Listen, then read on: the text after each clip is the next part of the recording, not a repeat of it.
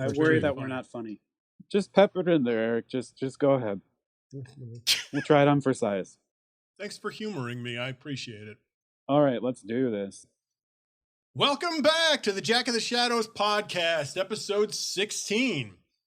We're the three Jacks, Eric, Adam, and Dave. I'm Eric. I'm Dave. I'm feeling a little bit three-jected.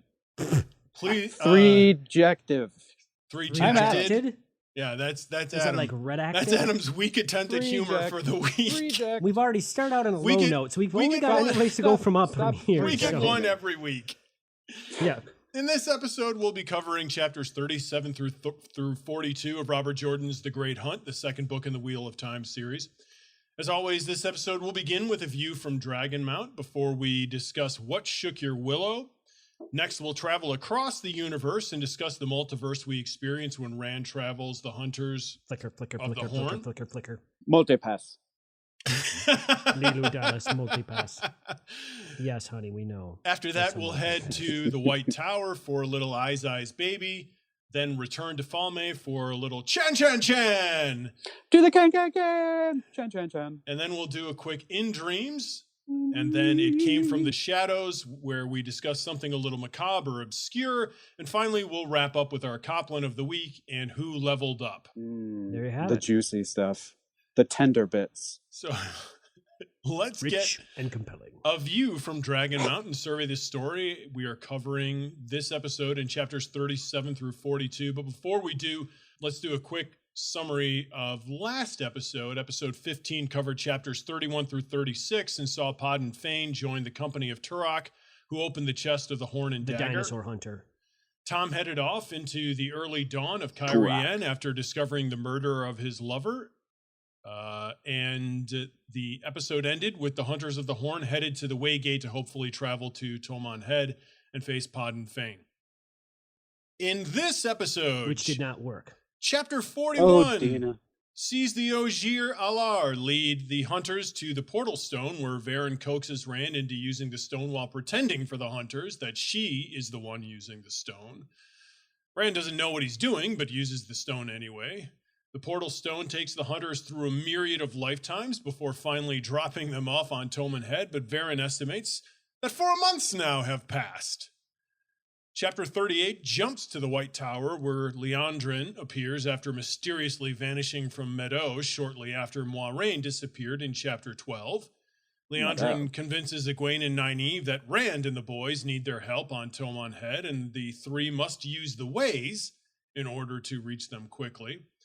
After listening to the conversation, Elaine and Min persuade the other two to bring them along, despite their promises to Liandrin to tell no one about their mission. Thank goodness they don't listen well. In Chapter 39, the four girls sneak out of the tower to join Liandrin and begin their journey through the ways. Chapter 40 sees Liandrin betray the four girls to the Shan-Chan, High Lady Who would have Suroth. seen it coming? Who thought that was gonna happen? She seemed a pleasant sort. Yes. The Shan-Chan seem to have been waiting for the girls' arrival, but were only expecting Egwene and Nynaeve. Egwene is quickly collared by an Adam by the Suldam Rena and made a Damane, and now she can't channel except when commanded. Nynaeve and Elaine escape, but Min is left behind and captured as well. Min is about to be murdered by the Shan-Chan, but Egwene begs for her life, and Min is spared. The chapter ends with Nynaeve and Elaine reuniting and heading to Falme to recover Egwene and Min. Chapter 41. The hunters have been on Tomon Head for 3 days. They've learned a little bit about the Shan-Chan from the towns they've found, but not a whiff of Pod and Fane for Huron. There is some disagreement with their next step at this point. Ingtar wants to send out the scouts east and west, and Rand wants to head straight for Falme, I must have the horn, where he is certain Pod and Fane awaits. Rand reveals the instructions passed along by Barthanas Damodred as Rand left Damodred's manor in Kyrien, but doesn't seem to influence Ingtar. Mat is wasting away, and Rand leaves to take a nap frustrated. When he falls asleep, Baal-Zaman appears, talking about a trap, calling him Luz Theron, and threatening to stop the cycle that sees Baal-Zaman defeated by the dragon time and time again. It's a trap! Chapter 42 returns to Nynaeve and Elaine, who have now reached Falme, but are running out of supplies. They've not found the other two yet, but in the meantime, Nynaeve has been trying to figure out how to unclasp the Adam necklace, which has almost gotten them caught.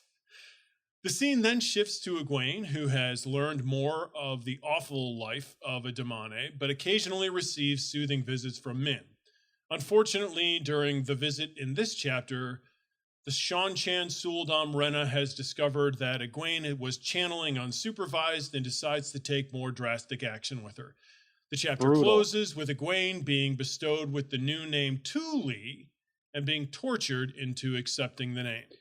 I had a dog when I was young. I will call you Tuli. Oh, it's a cat. It's a cat. Tuli. Tuli sounds like a better cat name than a dog name. Ew, yeah. Ew. So that's our story for this episode. Now let's talk about our favorite moments of it during What Shook Your Willow? So I'm on board with that song. Yeah. What shook my willow? So Adam, willow. What is it that shook your willow this week? Mine is more of a question, or just, it's interesting to me that Nynaeve is this, spoken about being one of the strongest Aes Sedai of all time. She has the possibility of being that. But we keep getting over and over again that she can only use her power in times of anger. And we have a really big scene in this when the Seanchan appear, and then she just disappears, and then all of a sudden you're seeing like lightning, and there's this giant wind. Who knows if it's her doing it? It seems like she might be doing part of that. So she's really, really strong, but she can only do it when she's angry. So it's a really great power that has huge amounts of limitations, and I'm just wondering if this is going to continue with her, if she's ever going to solve this. Obviously, we're in the second book. And we don't know. We don't know what might happen with her. Exactly. She could get bumped off for all we know. Well, true. Game of Thrones style. Yeah. Yeah. She could be dead. You've been Game of Thrones. Next week. That's true. Yeah. And maybe it's because she can't channel when she's not angry. Right. So there's a lot to unpack there, because part of the reason why this occurs is something that's been identified by several of the Aes Sedai to this point, which is that she's learned to channel and been channeling without knowing it. So they talk about Wilder. She's a Wilder. So they talk about wilding is something else. They talk about her having developed a block because she is in denial, as we've discussed in previous episodes.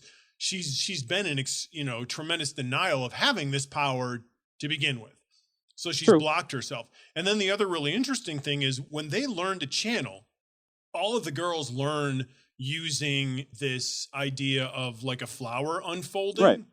And Nynaeve's is a thorn bush. Yeah. Well, I think one of the things we're also not mentioning here, which is pretty huge, it's her personality in general. She's stubborn. She doesn't surrender, and that's what you have to do to embrace the source, to embrace Sayadar as a woman, is you have to surrender. Nynaeve doesn't surrender to anything. She commands everything. So that's another a hindrance to why she can't do what she needs to do. Yeah, her lousy personality. Right. Yeah, that's definitely there as well.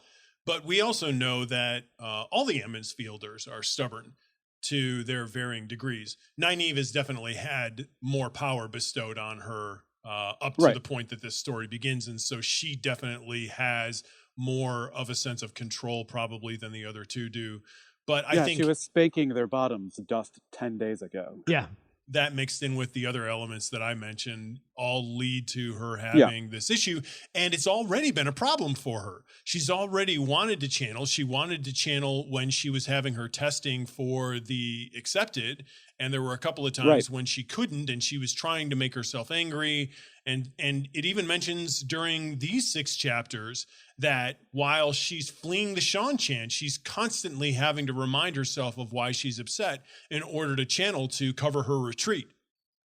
So it's been a problem for her, and it appears it's going to, continue to be an issue, because unless she's angry, even though we've had several indications to this point that she's an incredibly powerful Aes Sedai. Well, she's not an Aes Sedai yet. Thank you. Yeah, she's an incredibly powerful channeler. And that's an important thing to. I'm glad you brought that up, Dave. That's important to note because we're going to talk about the difference between Aes Sedai and just people who can channel. Right, and she skipped steps, blah blah blah. She didn't learn all the history and blah blah blah. She's too cool for school. Well, some of that she needs to get into school fast, though. Some of that she's been allowed. She's been allowed. She was allowed to become and accepted right away upon entering the tower because of her age and her experience. So she skipped over a lot of that, and they're having a problem with numbers, so they're probably like, maybe that's we're going to just push you. And some of them are like, no. So that's something we'll keep track of. We'll keep track of her ability to control this power and channel and do you think it was her throwing the lightning? Yeah, absolutely. Yeah. She was one of those. Yeah, I think we're supposed to understand they mentioned her talking about learning one of the weaves that she saw the other person doing. Yeah, she and Egwene are both incredibly quick, really, really quick learners. Yeah. And Elaine is real pretty. Right. That's my Willow. That's your Willow. So my Willow for the week is the High Lady Suroth. There are dark friends everywhere, and even though we think that the Seanchan are serving the purpose of Baalzamon, maybe they're not. They seem to have their own purpose, and I think I talked about last week. We feel like the Seanchan are evil simply because we've been viewing this whole story from the perspective of this continent, and they're coming from another one. They are. There's no question. There's just varying degrees of evil. There's a difference between serving the Dark One evil and being horrible, horrible, horrible people and evil in that way. And they are horrible, horrible, horrible people. So Suroth is a dark friend. So we begin to get an understanding that there are dark friends everywhere. And they're like toilets. She's particularly interesting to me because during the dream, Baalzamon discusses having all of these different threads out there. And this book, we've seen how everything is drawing everyone to Tomon Head. And it seems to be becoming clearer and clearer that this is part of some greater plan. And it seems like a big plan. Here's a dark friend from this completely different continent who seems somehow to be part of it. And is this what Liandrin disappeared to do? Is this why Liandrin disappeared? Was she communicating with this woman? Like how did this communicate? Or is this some communication that happened at the beginning of this book? Because remember, this book begins with that strange meeting in the chamber. Yeah. So there's just a lot going on here that I would, that I'd really like to dig, that I want to know the backstory behind, and I'm looking forward to the development of. Yeah. Yeah. There's a lot of, they keep talking. Yeah, this woman is just brought in. What was she, just lounging on her side and being carried around? Right, she's kind of on a traveling chase lounge. She's on a palanquin. She's just palanquin. Kind of like She's a high lady. She's to serve me. She's somebody who's really important. Yeah, and she gets pretty pissed off at Liandrin. And I love the fact they're talking about their master. Yeah. And no one's paying. And here's a weird thing. Right. And Egwene and Elaine are listening to this and they're not. Well, not just them. Are they catching on? It's almost like they're immaterial for who might be listening. So the other servants are got to be listening. Now, they serve an empress, may she live forever. The empress is not their master. That would be their mistress or their. So the words being used there, I would think that should be setting off alarm bells for everybody else around.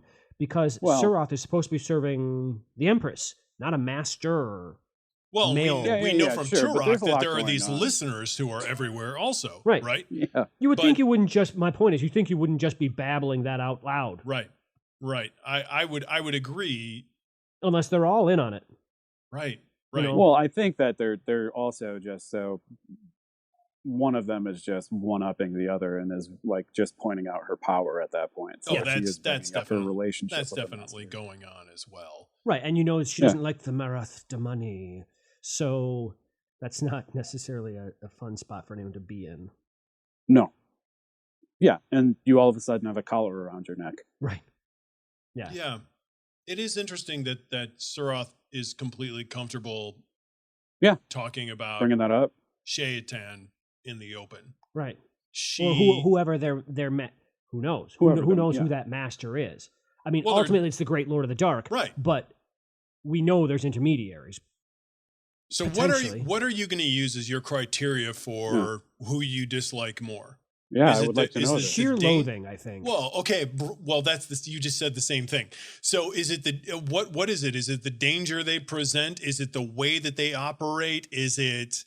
I think I've made up my mind. I think it's a Shan-Chan, mainly because what it's just based on. It's a gut feeling, and my gut feeling is just while he is such a great evil, his main way that he acts most of the time, when we interact with him throughout the book, he's not trying to perpetrate unless he's trying to subvert somebody. When he's talking about himself or when he's thinking about himself, he's just thinking about death, destruction, blah, blah, blah. The Shan-Chan, I think they're right. They think what they're doing is right, and it is so wrong. Oh. He's convinced he just wants to kill and do whatever and get after Rand and blah, blah, blah. They actually are true believers. They're true believers, and they're insane. Like, he knows he's insane. They're insane, and they don't know they're insane. And that's a problem. Yeah, I agree with you that the information that we've been handed, although Thane has some crazy bits here and there, but the Shan-Chan, with this whole Rena conversation, yeah, and gets bad. I will put the caveat on this. I could change my mind at any given point, but right now, True. So you're basing your decision off of how zealous they are with their patriotism. It's like the White Cloaks. The White Cloaks are zealots. They have in no way, shape, or form want to. They've got their minds made up. They're not going to. They know they're probably not going to turn you the way of viewing, and they're going to kill you, or they're going to torture you to get information out of you. The Shan-Chan the questioners are like, let's say in relation to the One Power, they've got their minds made up. You know, they're all witches. They're all going to die. Blah blah blah. We're good. We know what we're doing. Blah blah blah. The Shan-Chan are of the same mindset, but they're actually going to make you slaves while they're going about their craziness. Well, they're sure. So are the White Cloaks, though. They're going to make a specific class of people slaves, a specific, very small class of people slaves, but the most powerful ones. Well, the most supernaturally powerful. Well, that just about trumps everything in this world so far. It does. Well, that's the reason why the Shan-Chan do what they do. That would be like having, Let's travel across the universe and discuss the multiverse that we uncover in Rand's traveling from the Steading Sofu to Tomon Head. The portal stone. Tomon Head. So obviously we get to the Waygate, and it doesn't work because Ma Xin is there. And so we discover that there is a portal stone thanks to Huron. Huron makes the suggestion, hey, we could travel like Rand made us travel that one time and get to Tomon Head much faster. So we get to... or not, as the case were. So we, want to find a portal stone. There's one in Steading Sofu. Here we are. Steading Tofu. And, and Varen is... a delicious treat. Varen is going to cook the right way. Cajole Rand into using this portal stone, and Rand obviously... I'll be done with Aes Sedai. Yeah, Rand is ticked off at her because he feels like she's... Don't you manipulate me. She's forcing him into doing something, and then he also is worried about... Because there are several people that know that he can channel, but not everyone in the Hunters knows that he can channel, and he doesn't want to reveal that in front of all of them. He almost does it, though, the way he keeps shouting stuff out. I mean, Matt keeps shouting stuff out. Yeah. So Varen finds a way to be able to make it look like she's doing it, and then Rand is doing it, and then boom, it happens, and this is craziness that I don't really think we've seen since the fly incident. The fly incident. So although the brutality of it and having to live through those situations reminds me a lot of Nynaeve's test. Yeah, thank you. Yes, it very absolutely. much mirrors the testing for to become accepted. It Which very makes me much wonder. mirrors Nynaeve's experience. Like, so she's walking through a Tiron Grial to get to do that in her testing. And this is something created by the power, I think, also. They created this. I don't know if it's an Angreal, Tiron Grial, Sangreal, whatever. I don't know what they would consider this thing to be. They didn't mention that, so I don't know if it's any. Wasn't it made Yeah. before the Aes Sedai? They created the Portal Stone, but they've never said if it's one of these devices because you have to channel the power into it to make it work. Right. And I think those other things work with the power as well. So this is obviously something similar to that. And this is all the worlds and the possibilities. It takes them someplace similar. Right. Yeah, it's similar to the rings that she walks through. All the worlds that could possibly be. And we've known that these people could disappear into the Tiron Grial and never disappear, or never reappear when they're doing the testing. So that's the worlds that could be also. So I wonder if they're the same and worlds. Varen says that it was a surge in the power. So what the heck does that mean? Well, so what happens because Rand screws up. First of all, sure, he doesn't know what he's doing. Screw up. Well, we know he screws up because we know the way they're supposed to work is you think of the place you want to go, you know how to read it on the stone, you Can imagine you screw it up there. something you don't know how to work? I think that's the fastest way to screw something up. Yeah, he just. I always think of screwing something up. You screw something up when you know how to do it, and then you do it wrong. In this case, he doesn't know what to do, so I don't know if he's screwing it up. He just does it wrong. Well, he doesn't. Yeah, he blindly chooses. Right. What we do know is he doesn't know what he's doing. No, and therefore he doesn't do it right. Right. So he does it very badly. But at the same time, it ends up working. It does. They do get there. Now it takes way too long, and it sets them back even further. Which is also weird. Yeah. Well, Varen says that she doesn't think the pattern will let him die until it's done with him, but that doesn't mean that it's not going to, F with him a bit. And Moiraine is concerned. Else. Moiraine is concerned during the, all of the Eye of the World that even though she feels he's destined to become something, he could still destroy himself in the process, and that destiny could go unrealized. What's it going to take for this kid to realize he's a dragon reborn? I don't know. It has enough has not happened yet. Doggone Emmons Field stubbornness. My word. I mean, every time I win again, lose Theron. I mean, every time I win in again. every world, he is being told that's who you are. Everyone's telling him that's who he is. No, I'm not. I'm a cranky pants little boy. I'm going to sit in the corner with my thumb in my mouth and... So Rand argues with Varen over this very thing. Right. And he says, and she eventually says, all right, fine. You don't want to admit that you're the Dragon Reborn? Here, you are what you are. Will you choose or will you stand here until your friend dies? Yeah. Let's go. She uses some guilt and it works perfectly. Absolutely. Because we know that Rand is incredibly loyal and he's going to do what he needs to do to save Matt. Yeah. Now, as Dave has referenced numerous times through this podcast, we get this flicker language again, which we haven't had since the fly incident. Early in this book. Really early in this book. Incident. Right, yeah. The Lord of the Flies.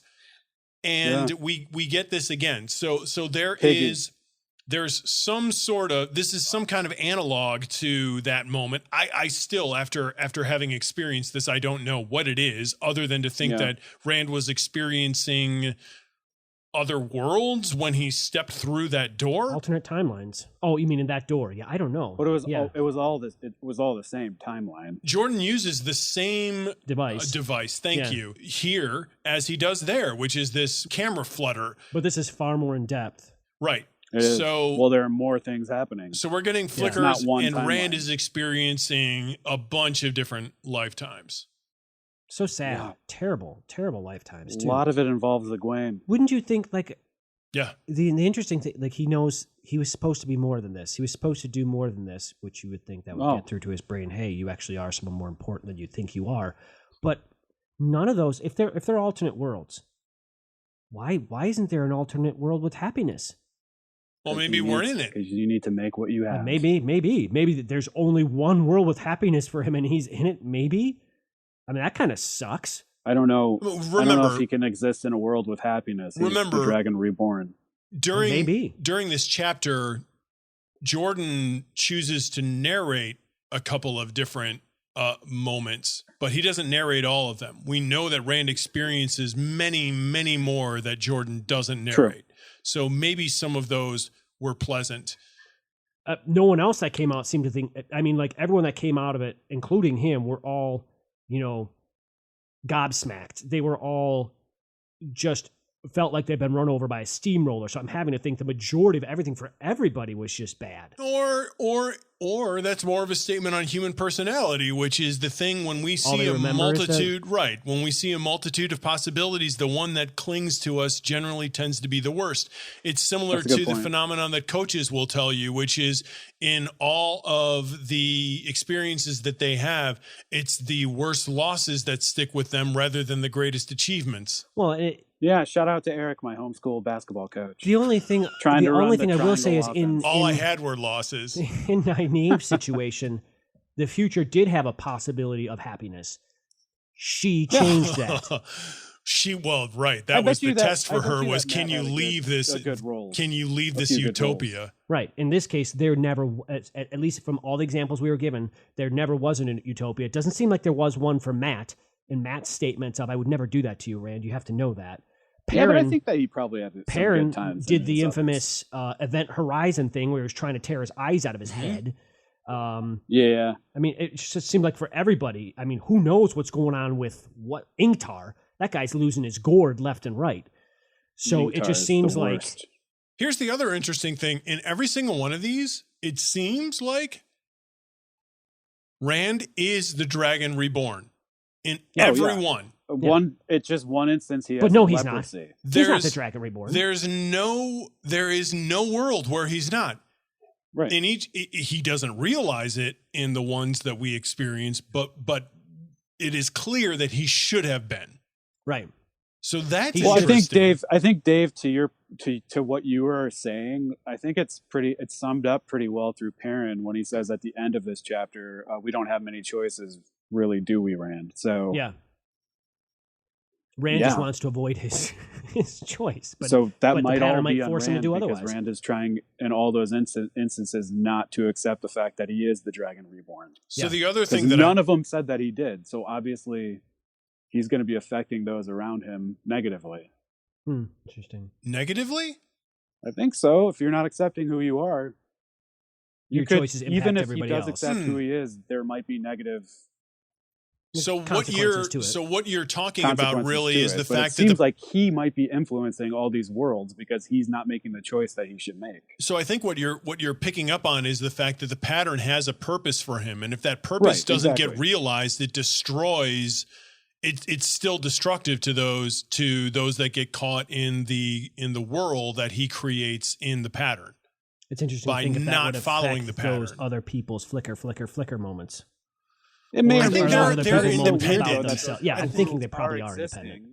The other worlds are existing, and then he is living in those worlds, and he is not doing it. So the pattern, that ta'veren was not enough of a pull for him. Well, I don't know. No, like it was pulling him, and he was just choosing not to do it. and he just didn't do it, and that's why he ends badly. Well, I don't know about it in Matt's situation though, because Matt ruined it for him. Matt told on him, and something happened to Rand because Matt told on him. Well, right. Matt's not the Dragon Reborn. Right. So I'm just thinking everybody else's weird otherworldly moments. Yeah, Matt's ta'veren. Yeah. One of the other things that I loved is that we also get a feeling for Manetheren here. In the second life that Rand leads, the people of the Two Rivers go to fight at Terran River, and there's a reference to Manetheren. The people that are charging at the Trollocs feel as if they have done this before. Right. Because they have, because this is right, exactly. It's the people of Manetheren. So we get another Manetheren reference here. Mm-hmm. We get several stories in outline of how the story we are reading could have gone. I love all of these possibilities that Jordan has imagined. And it goes to show Moiraine's speculation that while the Wheel of Time will force Rand's choices, in certain ways, there are possibilities where he is not there to fight the Dark One. Yeah. And this is one of the things that AKA bad ending for everybody. Right. This is one of the things that people who read books that they don't like constantly harp on is, the book always makes the convenient choice for the hero and it leads the hero conveniently to the final ending. What he reveals here is there are several different ways that the story could have gone. And we see that through Nynaeve's experience as well. Mm-hmm. We're seeing some of the different possibilities. So Jordan is sort of laying his cards on the table here and showing, hey, here are some of the other ways that this story could have gone. It's great. Yeah. It's fantastic. I find it I'm glad it didn't go really the way of Rand's satisfying. fingers falling off so far. I know. I've got 2 fingers. I can still fire this bow. The wasting sickness, yeah. So that was the leprosy. That and then being in the queen's he was beyond the pale. And just really sad. Yeah, they're really sad because he doesn't because very each one of them is a denial of who he is. Yeah. And it's nice that you bring that up, Eric. We're in a story now where Rand is denying who he is. All the time. Varen makes an argument for the multiverse in this chapter. Story right now. In chapter You're 32. reading it right now. I introduced this segment with the idea of the multiverse, and Varen identifies a multiverse in this story world as well. She says that the lines that join the worlds that might be laid by those who knew the numbers of chaos. Varen shuddered. She seemed to be talking to herself. I've never heard it, but there is no reason we would not be born in those worlds.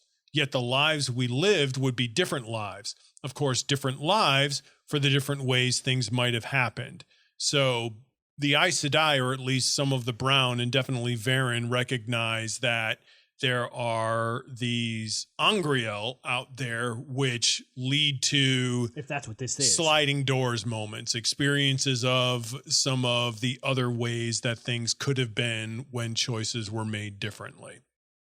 Dave, you mentioned that Matt saw a reality that he wanted to make sure Rand knew that given the world that they were in, this Matt would never make, which is to betray Rand.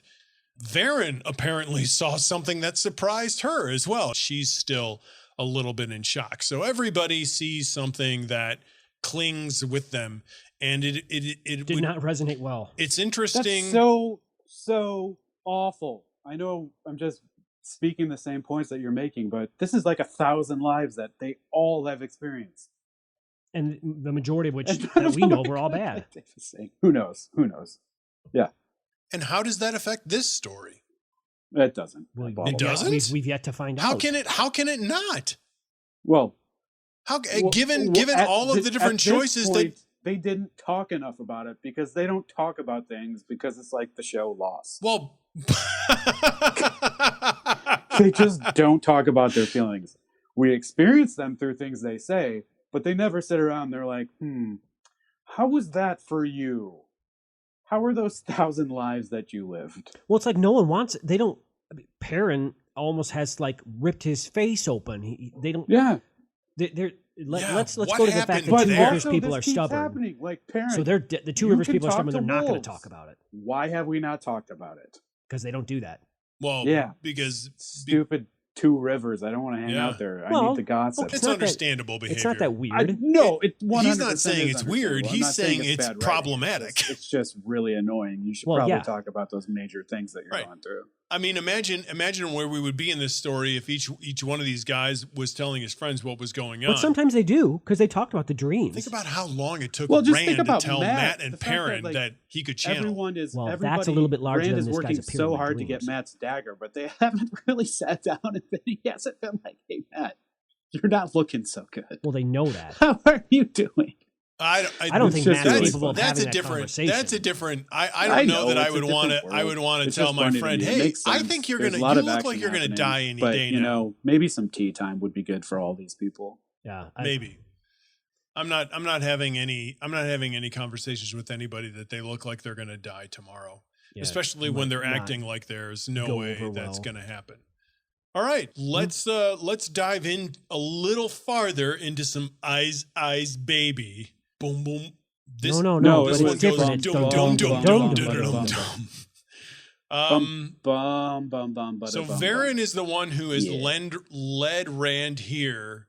What do we think of Varen to this point? I like her. I don't almost even know what to think about Varen because I'm so busy listening to Rand being a moron. I'm just like, would you shut up, Rand, and let her talk for once? Let's look at You are a very Aes Sedai centric reader. I am, but at the same time, I'm not blind to the fact that she's obviously they're trying to steer him to a path. But the path they're trying to steer him to is, it's kind of saving the world. Yeah, no. Being an Aes Sedai centric reader is not a good or a bad thing. You just are. You identify with the Aes Sedai. That's the lens through which you read these books. I think. I think it's. I think you also read them through Rand's eyes, but if Rand is constantly in conflict with them, and I think you side with them over Rand because he's acting like a brat. Sure. And he's only been at this for what? A couple of months. Right. A couple of months. But once again, it's like he's so pig-headed with. Yeah. Once again, they may be using him. They would admit that they're using him. They would admit they're using him, but not in the way that he's set it up for. He's setting it up for, you're not setting me up to be a false dragon. Well, first of all, you're not a false dragon, you moron. You're the dragon. Accept it, and your life's going to be a whole lot better for you. That's the problem. He doesn't want to accept it. All his friends are going to die because he's the dragon. Right. So, or guess what? If you don't suck it up and accept that mantle of responsibility, they all are going to die. So Varen, it seems like they're going to die either way.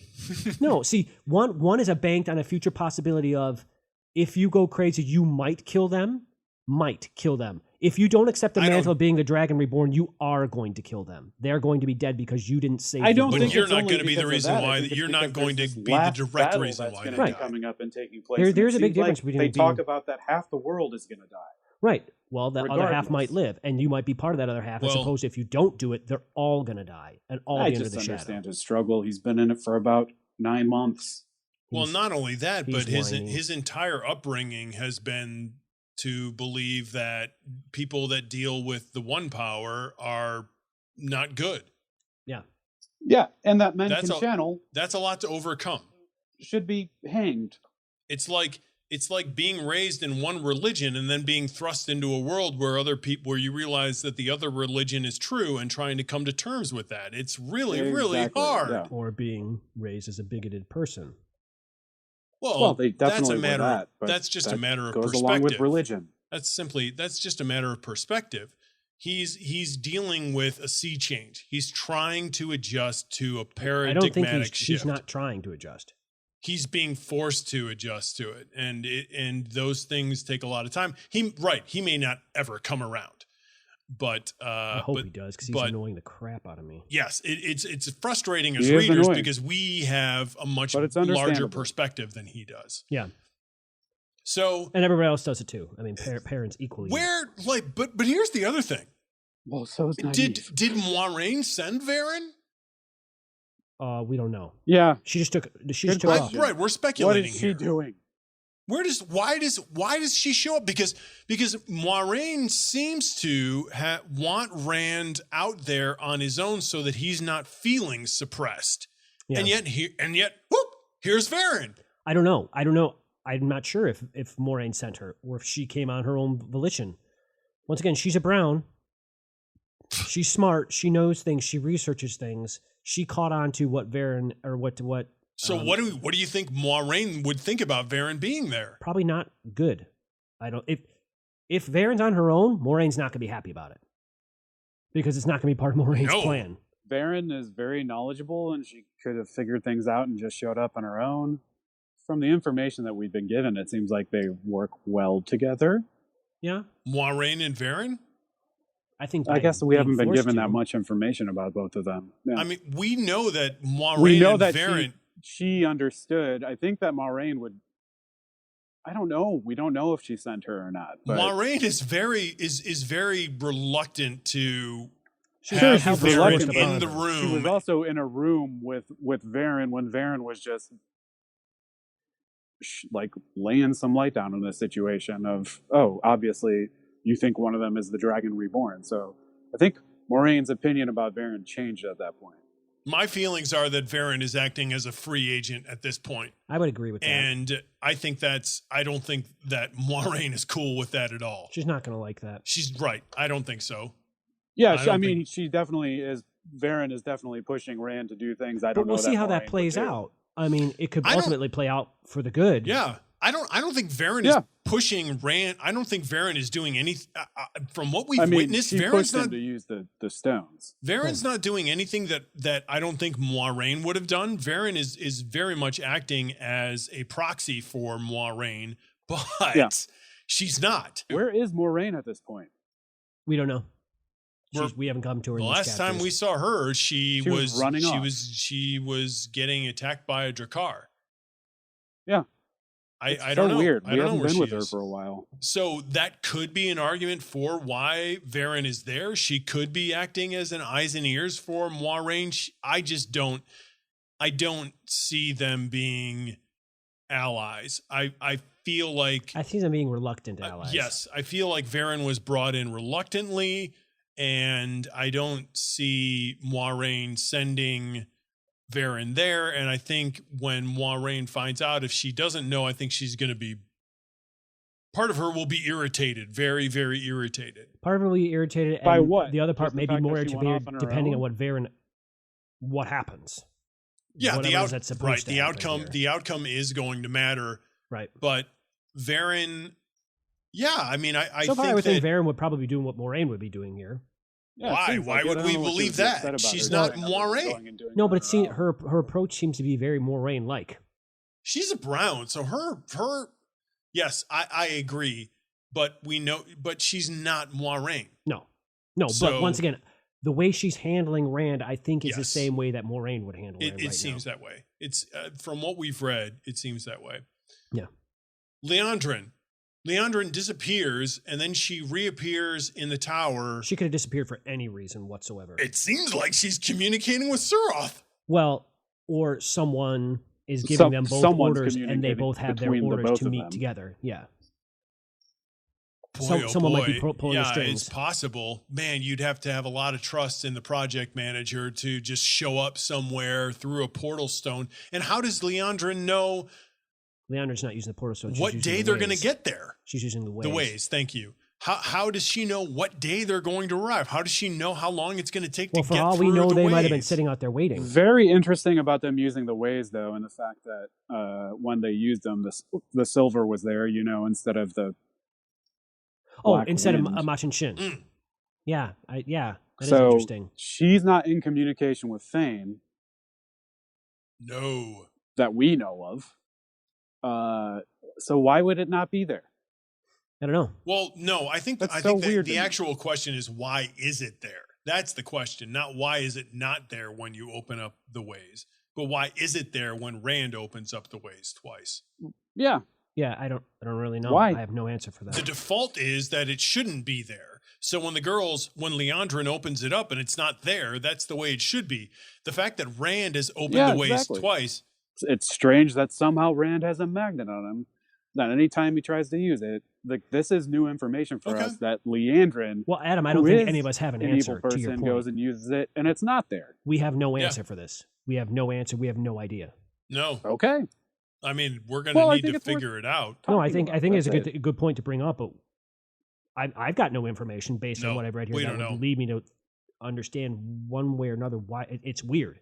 Yeah, we Yeah, don't know it's yet. very strange because, I figured Thane was controlling it, but it doesn't seem like he is. No, I don't know. Or he has a tracking unit on Rand. Anyhow, I also Next think it's segment. interesting that Leandrin returns. She's there in the tower. Nobody's been like, "Hey, Leandrin, Well, where you been?" I get the feeling they get to go off and do their thing. I get the feeling, yes, they do, But I get the feeling that she has shown up and no one else has seen her. And because we know she's a dark friend at this point, Yeah. I get the feeling that she has sneaked to the girl's room. But she made it so that when they go, she's created some sort of plausible tale for why they've disappeared. For the girls, yes, she has. But don't forget, when she left, the fact that she and Moiraine just disappeared.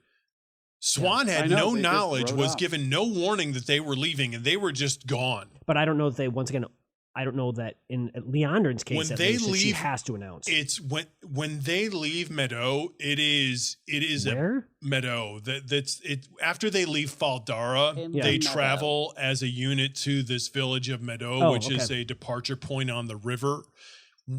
The Moiraine and Leandrin disappear from there. Right. They take off. Right. And then Varen takes off too. Everybody's taking the river to the tower, and they disappear before taking the ferry down the river. So the fact that they've disappeared is a big deal, especially since Swan has told Moiraine specifically, hey, look, don't do that. Stop acting like a free agent. But is she telling everybody that, or just Moiraine? Well, I don't know. Yeah, so maybe that explains why they are Leandrin. But it is worried about their relationship. It is mentioned to Egwene that Leandrin's disappearance is causing as much of a scuttlebutt as Moiraine's disappearance, and so she reappears here, convinces these naive girls that she is working for Moiraine, and leads them through the ways. Which, by the way, she knows how to use the ways. She's evil. Yeah. Touch of evil. And then, as far as Aes Sedai go, my other question is, what are these girls' days like? Because they are complaining about how difficult they are. How difficult they are. Yeah. And they're learning to be Aes Sedai. What? The only reference that I have is Hogwarts. What is a life in the tower like for somebody who's training to be an Aes Sedai? I think you're doing a lot of dishes. May find out more about that. We don't know squat about that right now. You're not juggling little glowing balls. No, well, no, you're doing dishes and meditating about a rose blooming. Is that it? Is it the fact that they're doing all this manual labor? Is that why they're so exhausted? Because I mean, Elaine has never known manual labor in her life, right?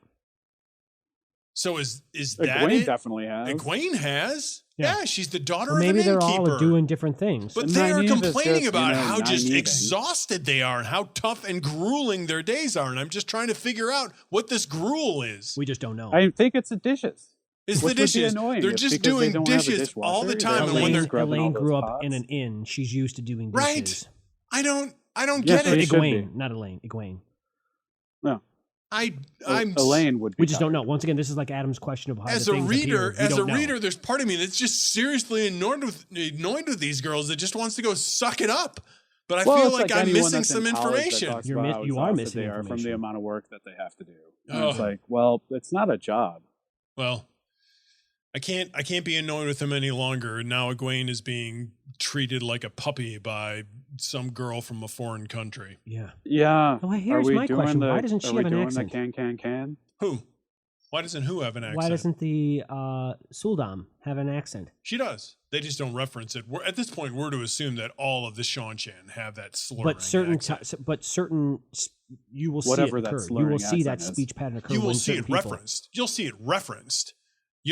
Jordan will use it as a reference usually when they encounter a foreign entity. This is a great segue. We were just talking about the Seanchan, so who can Chan? Do the Chan. We've done a lot of Chan, so I'm curious to see what we're going to cover in this section that we haven't already. We learn. Well, we haven't talked about Rhenna all that much. Yeah, and through Rhenna and through Egwene, we learn a lot about the Suldam, Adam, Damane relationship and how it all works. We learn about the history of how it is created, which is really interesting. Didn't work so well for the woman that created it. But it worked great for the Seanchan. So, oh man, no, it did not work well for that woman. No. That's what you get when you try to enslave other people. You think it's not going to backfire on you, you dolt. But just to bring up your point, it's from before, Eric, Renna basically just points out their philosophy, and their philosophy is horrible, pretty pragmatic.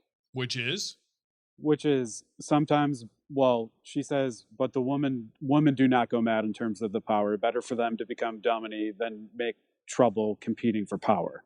But once again, that's their whole. That's their based whole on their mindset. idea of what it is actually going to happen with these women that can channel. The White Tower, that hasn't happened.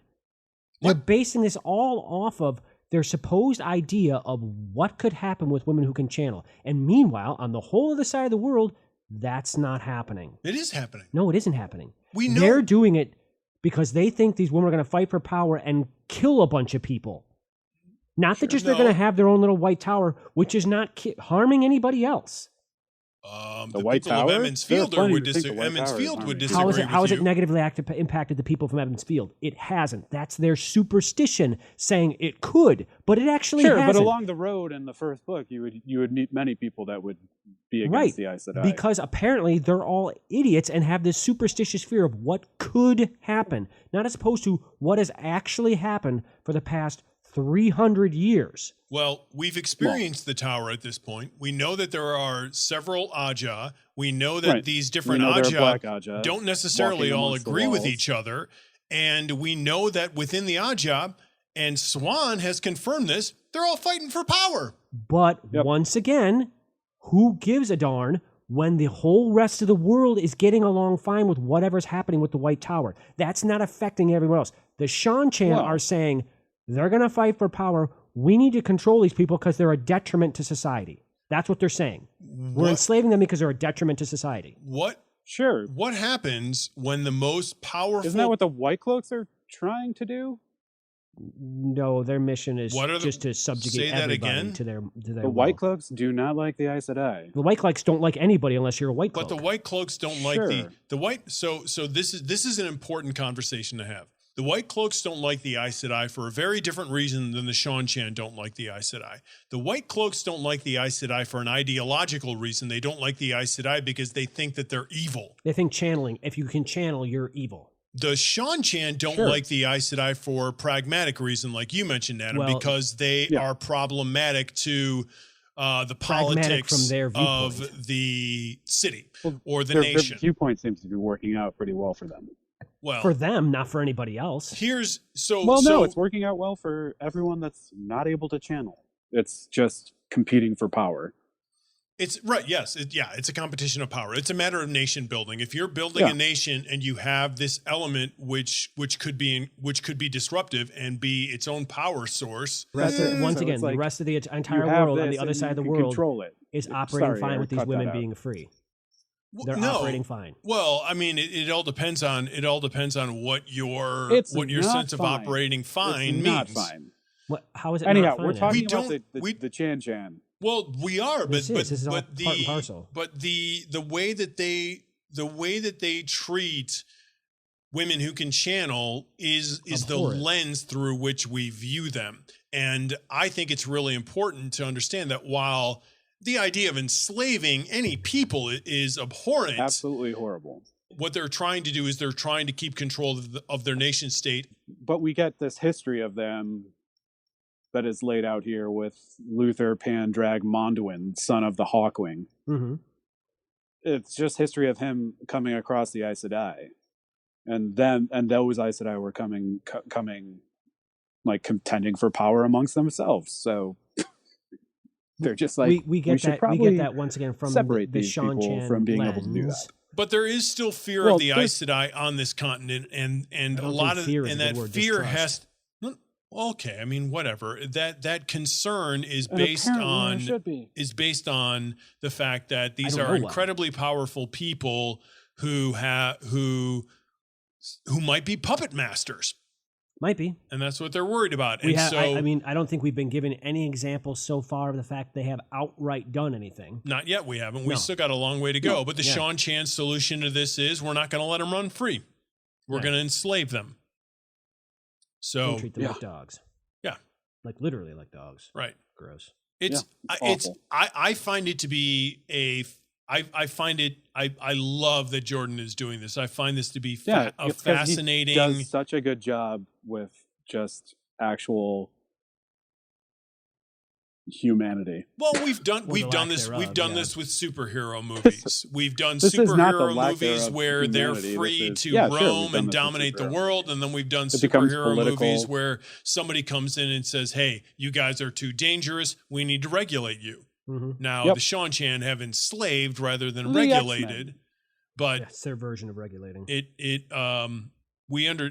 I feel like the means are not good, but the inclination is understandable to want to control that element. Yeah. I'm still going now. So that is the Chan. 1, 2, 3. Chan. It's now time for a little... A candy-colored clown they call the Sandman. Tiptoes in my room every night. Just a sprinkle of stardust and a whisper. Go to sleep. Everything. All right. Maybe we can cut that. It's in dreams. Yeah, we never get to the actual chorus. That's the fun part. All right. So this dream is really, really brief. Yeah. Rand after... I love how this guy just keeps showing up just to be like, remember me. Remember me. And you have to think he was also showing up in the other worlds whenever he was, he's saying to Rand, I win again, Luce Theron. Oh, yeah. Right? I win again. Yeah, is that happening in that world? Is that an echo from that world, or is it him actively participating in that world? Is there a separate Shaitan for each one of these worlds? Or is there one Shaitan overseeing all of them? Very, very good question. The tie that binds. He seems to have the same goal in each world that he is, and that's just to mess with Rand al'Thor. Yeah. One would think that if there's one creator, which I would think there was, that there's also one Shaitan for each one of these worlds. Do you think that he's affecting other people like he was in the first book? Or is he just zeroed in on Rand now that he knows who Rand is? I think he knows who he's going for, and he's tapping into them dreams. But that's not to say that he might not be meddling with the other one's dreams as well. It'd be pretty fun. If they're Taviran, Shaitan might want to be meddling with them too. But at this point, we know they're comfortable with talking about at least their dreams with each other, and nobody else is sharing this experience. Maybe it depends on the hour of the day. Yeah. Well, they've all admitted to each other that they've had these dreams, and then admitted them to an Aes Sedai. Yes. This dream is, really quick. This is one of those dreams where Rand doesn't even realize he's fallen asleep, and he turns over, and they're the guy. They're also exhausted. They're just falling asleep. And so, right. And so, he decided to go take a nap upstairs. As the reader, we're for several sentences, we're trying to figure out: is this a dream, or is this guy really in the room?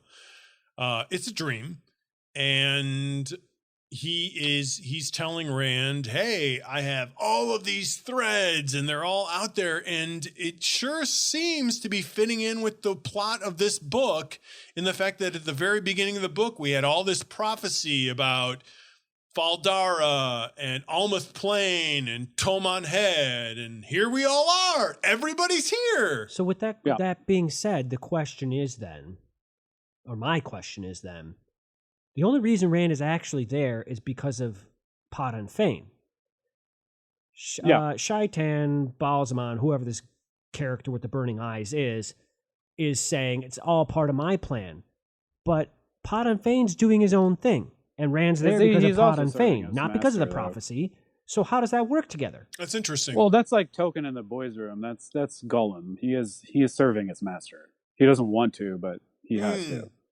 I don't know that I agree with you, Adam. Oh, that's fine. But he mentioned it in the first book. He did, but it seems like he's a creature in development, and he is becoming more and more independent of his master. Like the CIA. He's the Dark Ones. I think he still maintains the traits of the Hound and the fact that he can always sense Rand, but he's on his own agenda now.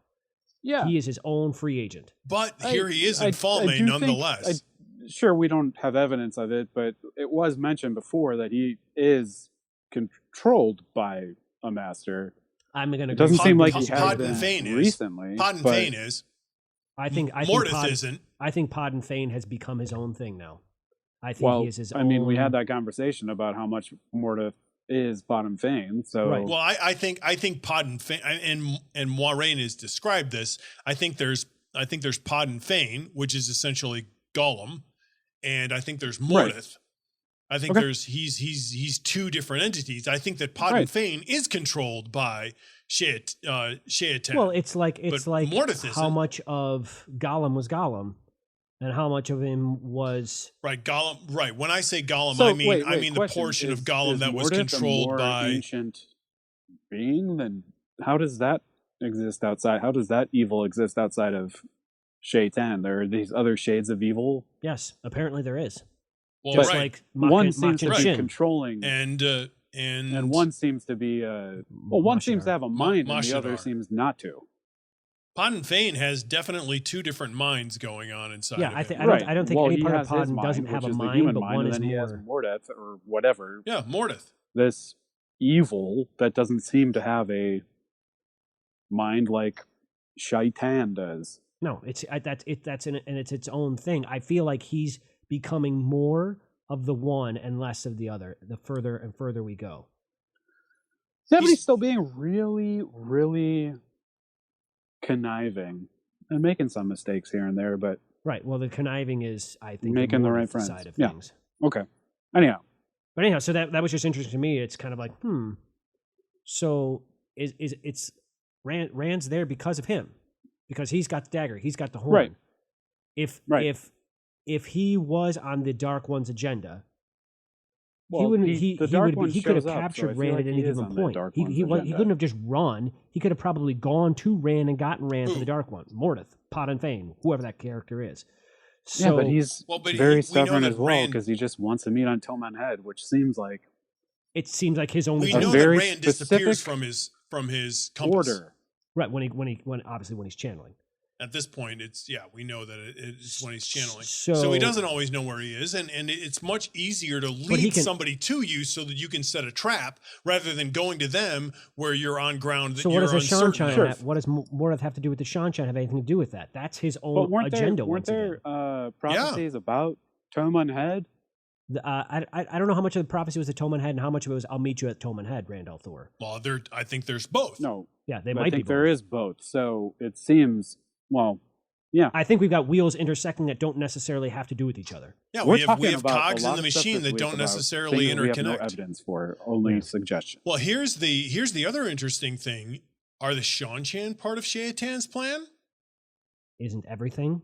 Everything? We're who assuming knows? everything is now. Well, everything seems to be working in conjunction with that. It's kind of like he's got someone apparently in high cahoots as part of the Shanchan. Mhm.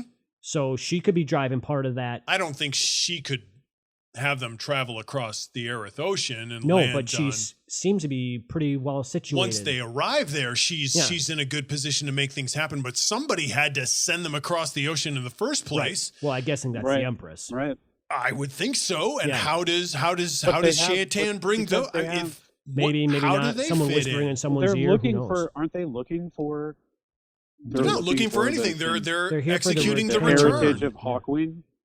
No. They are Hawkwing's heritage. Now, yes, some of the Aes They're Sedai the people have who upheld the oaths.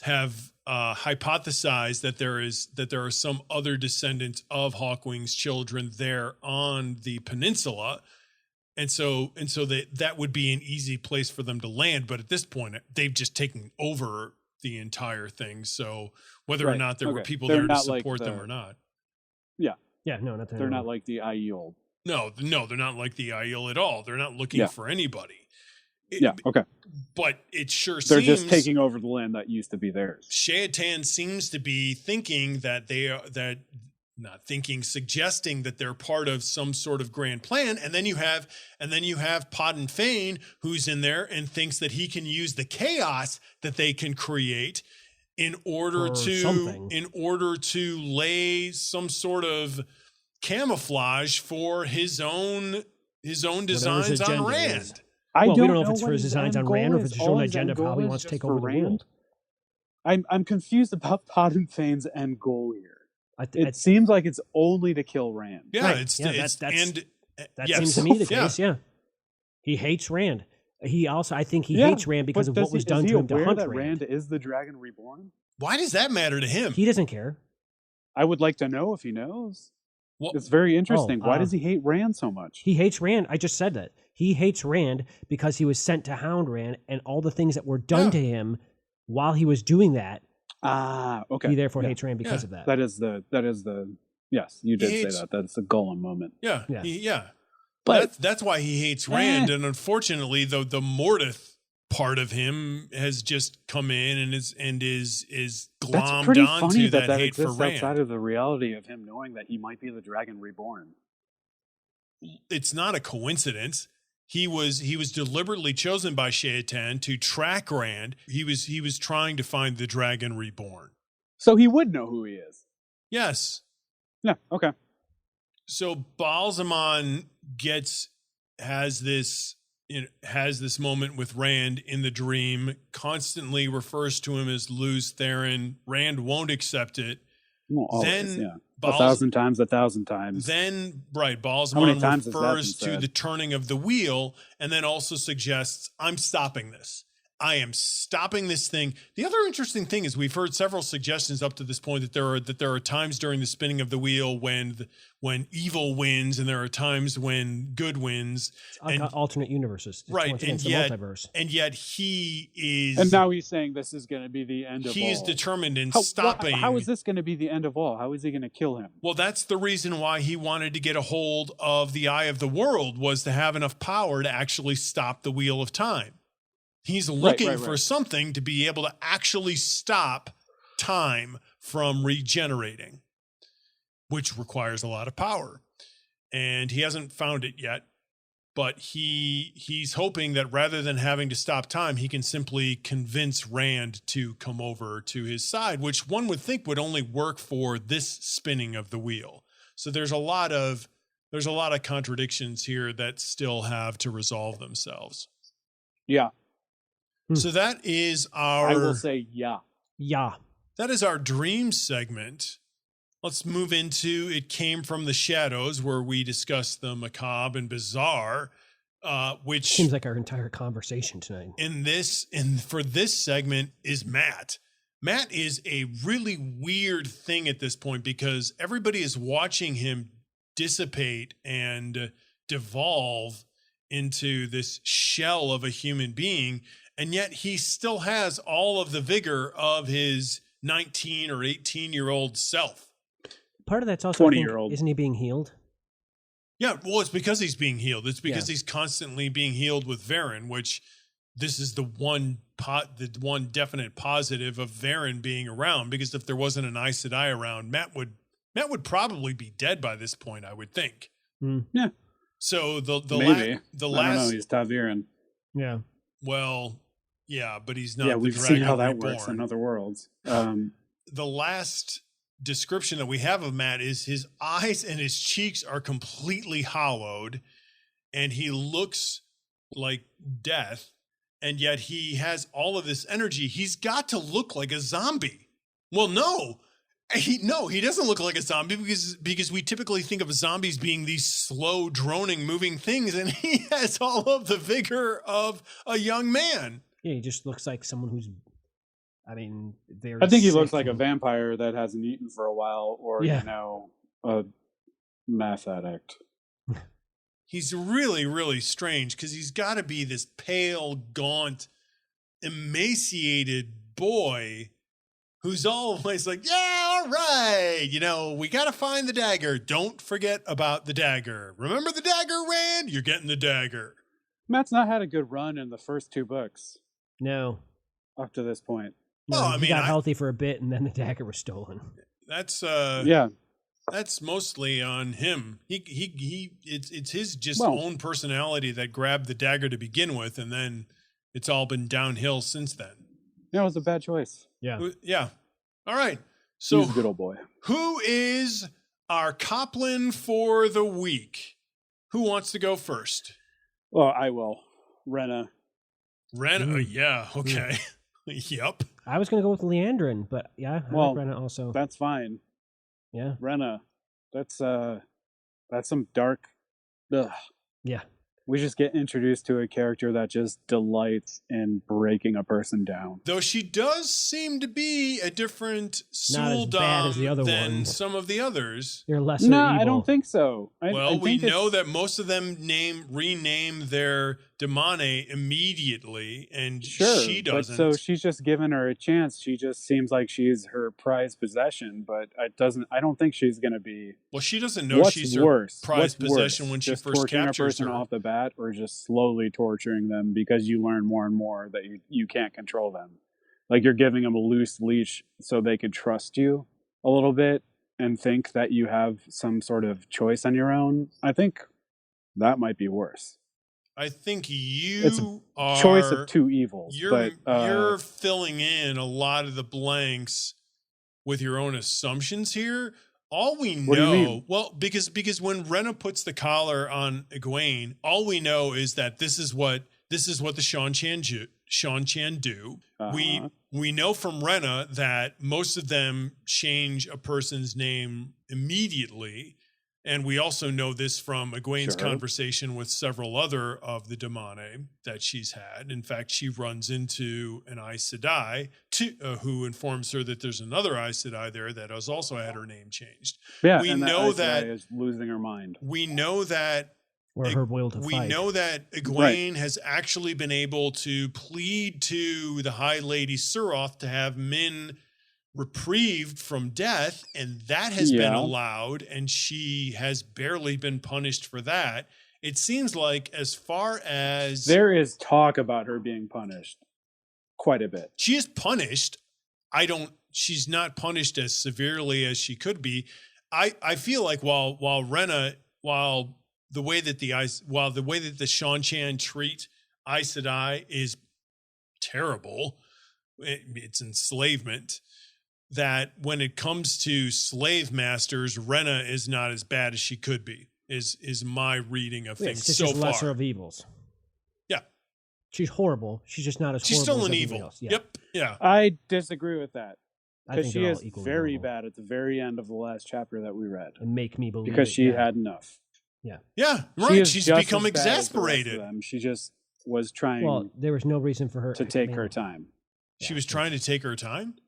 No, she's just trying to be like, oh, hey, I'm not that bad. Blah, blah, blah, blah, blah. Well, no, you are that bad. Well, let's think about it. Let's eliminate the fact that what she's doing is totally wrong, which we all agree with because it's enslavement. Let's just look at it from her standpoint. She's laid down some ground rules. By the way, the Aes Sedai laid down these ground rules to Egwene as well. Don't channel when unsupervised. Sure, okay. And yet Egwene repeatedly does that. So she comes back and discovers that, and let's look at it from Rena's standpoint. She thinks that she's been incredibly lenient, and she comes back and discovers that Egwene, despite all of the leniency, has decided to channel when she's been away. What does she have left to do to punish this girl to bring her in line? She's got to do something more extreme than what she's done to this point, right? From an evil perspective, That's why she's my Coplin of the week. Okay. Because she has to go to extremes. And why do we go to extremes? Well, I don't know why you do. Okay. Well, I'm talking about Billy Joel. I know you are. It's no good. She's my Coplin of the week. Yeah.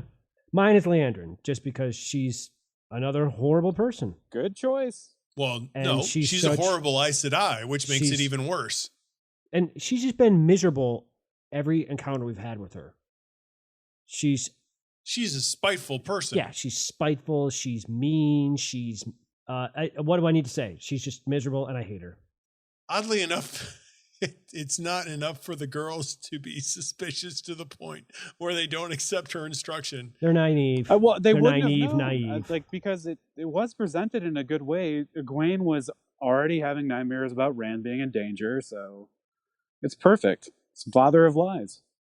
Yeah, she does use the trump card to sort of override their suspicion, and they don't have a lot of exposure to her. Why were they suspicious of her to begin with? We have more exposure to her as readers than they do.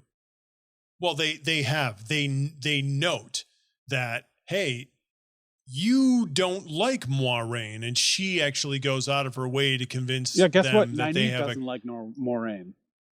fair enough. Reasons. But Egwene does. And she says, even after the fact, Nynaeve, in her mind, through the perspective that we are given, is like, who would I want to torture the most? Moiraine or and Leandrin. Leandrin? Right. Yeah. Yep. Well, at least she settles on the one. Does she? No. I don't think she does. I think they're still the two utmost in her mind. So mine is Ingtar. Ingtar just is getting more and more irascible. That was mine of last week. Yeah. And agreed. Yeah, he's just gotten worse since last week, to the point where Huron has to constantly keep reminding him this is not how we pursue the horn. It's not. No, that happened last week too, and he did it again this week. It's not the way. He did it twice. Yeah. And Varen has to chime in. He's a live descending wire, into baby. There's something going on there. He's Thorin Oakenshield chasing after the Arkenstone. He's gotten and they talk that we've actually gotten we've gotten a couple of references to the fact that this is one of the dangers when seeking the horn is you can't seek the horn for your own glory. The only way you can find the horn is if you seek it for reasons other than your own glory. So and not only that, but then Ingtar also foils Rand's desire to head directly to Falme. He wants to send out riders to the east and west to be able to try to find some sort of indication of Podden Fane. He's not even willing to follow Rand directly to Falme, which we now know is where everything is going down. Well, part of that is Rand's not giving out the full information. Rand's not giving out the full information, but he has at least divulged at this point that he did learn from Damodred that this is where Podden Fane was going to be. So yeah, Rand is partially to blame, but Varen steps in and also talks about the writings that she saw on the Faldaran Keep, and the prophecies, and how they are all leading here as well. Yeah. So and then Ingtar is like, no. Yeah. No, I disagree. I don't believe it actually is going to be own there. thing. Ingtar's obsession is getting in the way of them completing their mission. Yeah, I find it interesting though that he's that's going to pan out. No one else is affected that way but him. No one else is affected that way. He's the leader.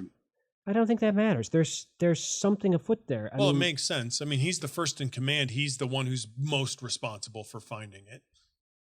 Yeah. He has the greatest amount of responsibility. Yeah. Yeah. It seems like his mission. True, it's not affecting. And it's not affecting Rand at all. No. Which is funny because Matt's obsession should be to get the dagger, and he was fine with Rand when he messed up. Matt's obsession is getting the dagger, but Matt is also still a friend to Rand and still fighting, trying to be. You would think if there's something going on with the friendly. horn, it would affect everybody, but yeah. Yeah, Rand isn't really chasing the horn, though, is he? He's chasing the dagger. He's chasing the dagger. Yep. So those are our Coplins of the week. Who leveled up? Egwene, because even though she's keeping her head through this horrible stuff she's going through, she may be weakening a little, but hats off to the girl for she's fighting. She's fighting this horrible, and it's been apparently a bit of time. Like a bit of time's been passed, and she's Yeah, because Min shows up and she's like, "I'm here for my weekly visit." Right? Yeah, it's at least been a couple weeks. So yeah. She's resisting, and we get an indication that she might even be better at resisting than the two Aes Sedai, or we don't know Aes how long Sedai Aes that she's Sedai been there, but yeah. Right. What was the name of? Can suspect that they've been there longer than she has. Right. Certainly at this point, but man, this story relies a lot on Emmons Field's stubbornness, on that Manetheren stubbornness. Yep, that's pretty good. And she's got it also. Stubbornness can just come out to be strength. Yeah, if you're resisting evil. If you're resisting good, it's not so good. Right, or common sense.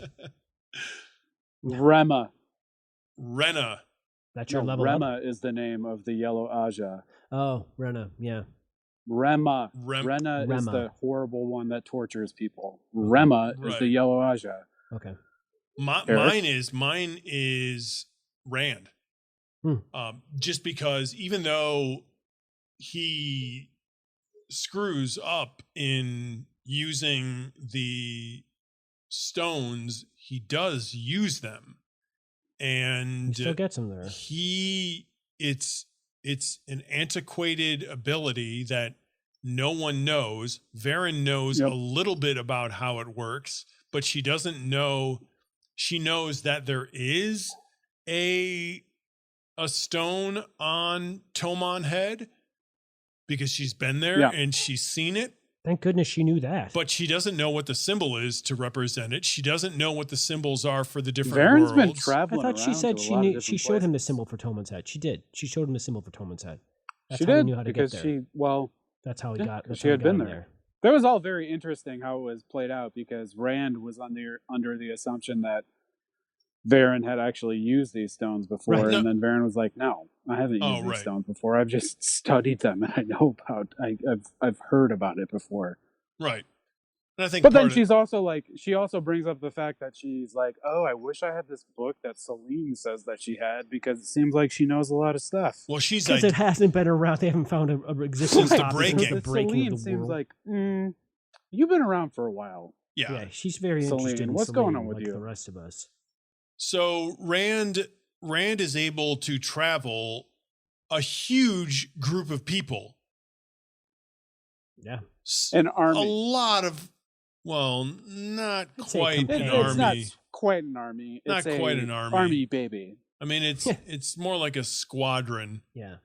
A troop. and he travels them across the continent to the An far army toddler. far western edge of the continent. No small Is feat. able to hold the power while they move through several different planes of a multiverse, and thousands. yeah, I mean a lot, and Thousands of lifetimes. They all experienced an entire lifetime. Thousands of times. yeah, and Yikes. and gets them all there. I mean the amount That's a lot of power. the amount That's a lot of of the watts. one power that he had to have used to do that is enormous, and Well, it was a surge. he doesn't really know what he's doing. You know, just like we've seen Nynaeve learn the power very quickly and use it to do things that she had no idea of how to do, you know, until just before she got to her testing. And Egwene seems to be learning how to do some things. Yeah. Rand is Well- learning exponentially quickly here. He's the only one truly. I mean, those other people can look He's at the what one these other doing people are damage. doing and learn Like from them. serious, He's serious He's in a damage. void. He's doing it all himself. And that's something, by the way, that Balsamon has told him is I'm the only one who can teach you. You're completely out on your Right. own on the Yep. frontier trying to figure all this stuff out. So Yeah, which is crazy. No matter how many women that are in power that you have surrounding you, none of them actually know who you are. so that is my who leveled up for the week. Adam, yours? Yeah. Mine is Nynaeve. It's a good one. I was thinking that too. Yeah. Just because, I mean, I talked to her about it before, about the confusion, about the fact that she can only do things out of anger. But when she does it out of anger, she does it pretty well. Not just that, she and was- the fact that she ran away and then Elaine was like, yeah, I ran away too. I wish I wouldn't have done that. And then Nynaeve just puts her in her place and is like, no, we're fighting another day. It's good that you ran away. That's some good wisdom there. I like the fact that she was also pragmatic. This is the pragmatism I like. In Elaine's like, I've only got like 10,000 pieces of gold. I don't know what that's going to do. And Nynaeve's like, Oh, yeah. She's we can like, exist you for like 3 years on little that. head. What are you talking about? And yet they get to Falme and realize that because of the war, prices have escalated so much that she's wrong. Right, but at least And they Elaine got is there with what stealing they had. apples. And Yes. the And headdresses and Elaine is stealing. Side note: Elaine is stealing apples and using the power to steal apples, and then they have to hide away for 3 days. well, Nynaeve also apparently zapped someone's collar to try to figure out how to unlock it. Oh man, this is the hypocrisy of Nynaeve, and we constantly run into it. She argues with somebody for doing something that she's done, but She's she already can done. rationalize why she's done it because it's Yeah. part of her internal monologue. Yeah, but at least I feel like I feel like this week she has been Right. a She's bit less of a annoying. decent leader. Well, whether or not she's annoying, she has leveled up. I mean, she's gained skill. She was watching these demone channel and using that channeling to be able to draw lightning from the sky. Before we end here, I want to ask a question to you. We discover that Galadriel is dead. Galadriel, No. the king. Yeah, we did. It was just mentioned on the side that this guy was dead. Right. Yeah, it wasn't. It was literally an aside. It's in chapter 38, practice. So it's Egwene, and then it's Egwene, Min, and Elaine talking to each other, and they say King Galdrin is dead. Yeah, I knew it was mentioned. I just didn't know. Yeah. It's just mentioned that this dude is dead. So the That's a entire big news to Strange. us. To them, it's not a big deal, but to us, it's a big deal. well, the entire power structure of I think to Kyrian them it at would this be a point is huge completely deal. gone. Non-existent. Yeah. Wow, that's a big deal. Mm-hmm. Carian is in Yeah, shambles. it's very strange, and it's just mentioned one moment, and then we heard about this guy before, and why on earth is he dead? If we're supposing it's because he And sent the it makes assassins sense after because Tom. the other guy died. What did you say his name was? Barthamus? Barthamus So was it just killed by kept going his up own the dark line. friends. It's not gonna matter to the girls all that much. It would be more significant to Rand and Matt and Perrin than it would be to Egwene and Nynaeve. And that's the reason why if you hear it through their ears, they're going to be like, oh, that's weird. It's significant to us. They as haven't readers been there. Right. also. To True, us, true, right. true. To us as readers, it's of greater significance. Which is very strange to me. Well, it's also Yeah. even more strange the fact that Tom was going after him. They imply Some it. people could assume that, but They it's flat out imply it. She's like, "Don't go do this, Tom," and Tom is left like, with hate in his eyes. Yeah. That's Yeah. it. That's all we get. Really? That was our podcast for this episode when we covered chapters 37 through 42. Join us for episode 17 when we cover chapters 43 through 48. Goodbye, everybody. Jack says goodbye. Oh, the three Jacks.